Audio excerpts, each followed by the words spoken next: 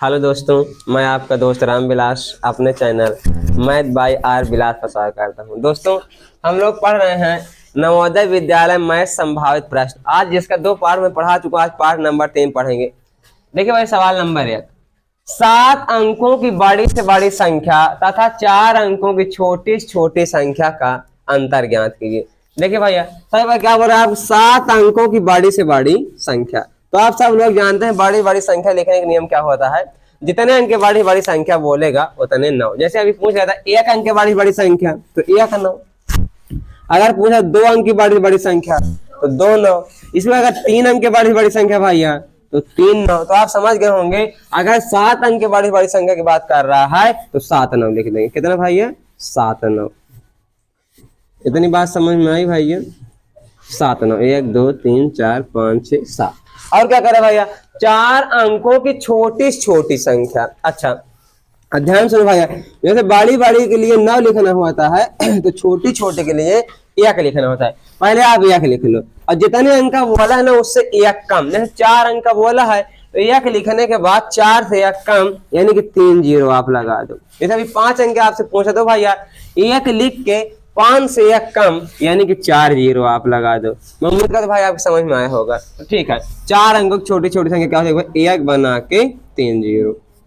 और क्या चाहिए भाई? इसका अंतर। और अंतर मतलब आप जानते हैं बड़ी संख्या से छोटी संख्या को घटाना। 9 में 0 गया 9, 9 में 0 गया 9, 9 में 0 गया 9, 9 में से 1 गया 8, 9 9 9। यानी आपका आंसर आएगा 999 8 999 999 8 999, यानी ऑप्शन नंबर डी।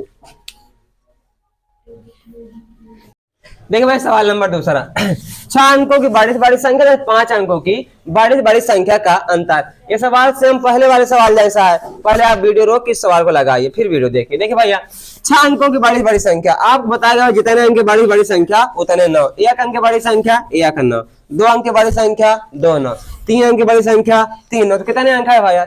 6 अंक की बड़ी बड़ी संख्या तो 6 9 ना भैया ये। अच्छा, और क्या पूछा है आपसे? 5 अंकों की बड़ी बड़ी संख्या। तो 5 अंक की बड़ी बड़ी संख्या 5 9, यानी 1 2 3 4 5। क्या चाहिए? अंतर। अंतर मतलब घटाना। घटा दो भाई, 9 में से 9 गया और 9, आपका आंसर नंबर डी। देखिए भाई, सवाल नंबर 3, निम्न में कौन सा 25 के बराबर नहीं है? मतलब ये कह रहे चारों ऑप्शन को हल करो, उसके बाद देखो कौन सा ऐसा है इसमें ऑप्शन ए की, बी की, सी की, डी जो 25 के बराबर नहीं है। देखिए भैया, 400 में आप भाग दो 25 और 25 में से 50 में से 25 घटा दो 25, यही तो 25 आ गया। नहीं समझ में आया? अच्छा देख लो इधर, इसे लिखा है 50 माइनस छोटा कोष्टक 100 भागे 4 है ना। सब पहले लिख लो 50 माइनस, अब छोटा कोष्टक हल करना है, यानी 100 भागे माने बाटे 400 काट करना भैया 25। तो 50 में 25 गया, 25 आ गया। तो आप जल्दीबाजी में पहला ऑप्शन मार सकते हैं, फिर आपका आंसर गलत हो जाए। क्यों? देखो पूरे निम्न में कौन सा 25 के बराबर नहीं है? ये तो है 25, तो ये ऑप्शन नहीं हो पाएगा। दूसरा देखो, आसान भाई, 4 5 6 20 और 20 5 फिर 25 आ गया, मतलब ये भी आपको नहीं होगा। इसे देखो 2 1 कम और 24 2 26। तो भैया यही पूछा था ना आपसे, कौन सा इसमें क्या पूछा था? कौन सा 25 के बराबर नहीं? कितना आ गए? 26। तो 25 के बराबर नहीं है, इसको हल करने की आवश्यकता नहीं, यानी आपका ऑप्शन नंबर डी सही हो जाएगा। देखिए भाई, सवाल नंबर 4, 0.9 भागे छोटा कोष्टक 0.3 गुणे 0.3 का मान होगा। तो सबसे पहले क्या हल करना है? कोष्टक। तो हल कर ले भाई, 0.9 भागे, अब है गुणा कर 3 तरीका 9। और आप लोग जानते हैं 1 अंक में 21 में, यानी कुल मिला के 2 अंक के बाद दशमलव। तो 1 अंक पहले से है, 1 0 लगा लो, ये खत्म सवाल। भागे माने बाटे, ये लो भैया। अब आप लोग जानते हैं भैया दशमलव के बाद भाई दोनों अंक को बराबर कर लो। जैसे इसमें 2 अंक के बाद दशमलव, इसमें 1, तो 1 0 लगा लो। अब 2 अंक के बाद दशमलव हो गया, यानी अब सवाल आगे बन गया 90 बाटे 9। अब इसका आंसर तो आप जानते हैं 9 दहम 90, तो आपका आंसर हो जाएगा 10। देखिए भाई, सवाल नंबर 5, यक्ष का वह मान जिसके लिए निम्न कथन सत्य है। मतलब इनको हल करने पर क्या इस पर x के मान रखा जाएगा कि आंसर 4/3 आ जाएगा। ठीक भैया, देखो सवाल तो 11×33 और 33×7 40/11 गुणे 11/5। कोई दिक्कत भैया? 11 से 11 कैंसिल, 5 8 4, यानी इतना पूरा हल करने पर मिला हमको कितना भैया 8, यानी इधर वाला हल हो गया कितना भैया आ गया 8। ठीक भैया, अब भागे 3x/7 बराबर कितना भाई 4/3, यानी कुल मिला के सवाल बन गया भैया 8 भागे 3x/7 बराबर 4/3। अच्छा, जिसके बाटे कुछ नहीं उसके बाटे एक, कोई दिक्कत नहीं। ध्यान सुनो भैया, तो इसको लिख लो 8/1 भागे कर दो गुणे, तो ऊपर का नीचे और नीचे का ऊपर बनेगा 7/3, जैसे 3x/7 तो 7x/3 बराबर कितना भैया 4/3। इतनी बात समझ में भैया। अब ध्यान देखो, ऊपर से ऊपर करे जब बराबर लग रहा है 4 से 4 एक कम, 4 2 नहीं और 3 से 3 का, यानी इधर बचा 2 गुणे 7, क्या बना भैया 2 गुणे 7/1, उधर बचा कुछ नहीं बचा है 1।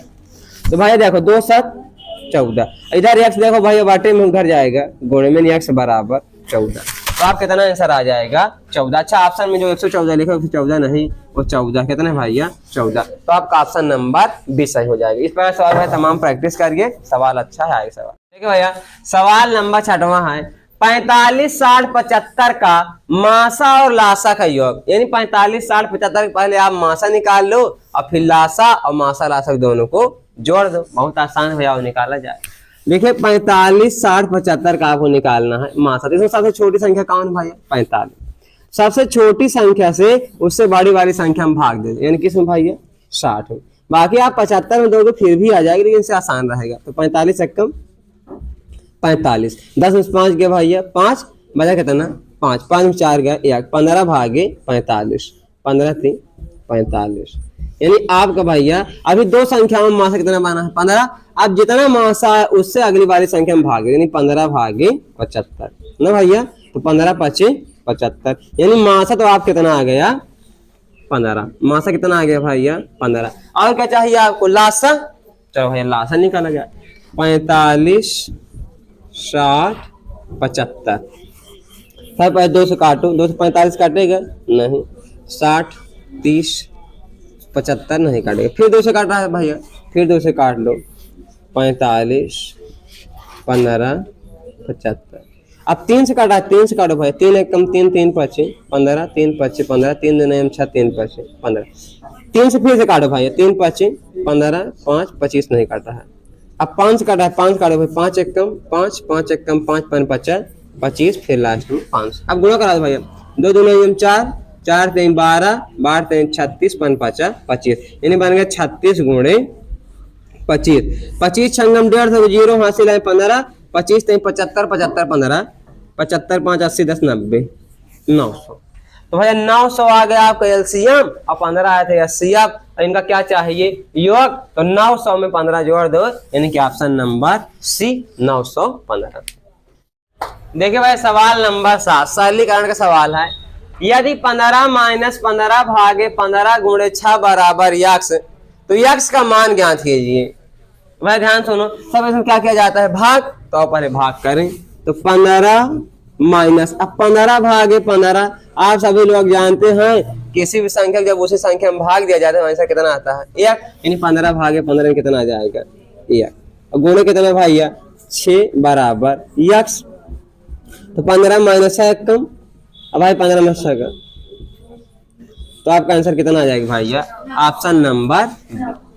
देखिए भाई सवाल नंबर 8, 3/8 भागे बड़ा कोष्टक 5/3 माइनस 1/6 प्लस 5/8, तो 3/8 भागे, अब पहले कोष्टक मिल गया, इसको हल करो भैया, क्या लिखा है 5/3 माइनस 1/6, तो 3 और 6 का लासा 6 ना भैया, 3 2 6 2 5 10, यानी कितना आ गया भाई 9/6, अब काट भाई 3 3 का 9 3 2 6, यानी भाई इतना हल करने पर कितना आया 3/2, ठीक भैया, प्लस 5/8, कोष्टक के बाद भाई आप भाग हल कर लेंगे।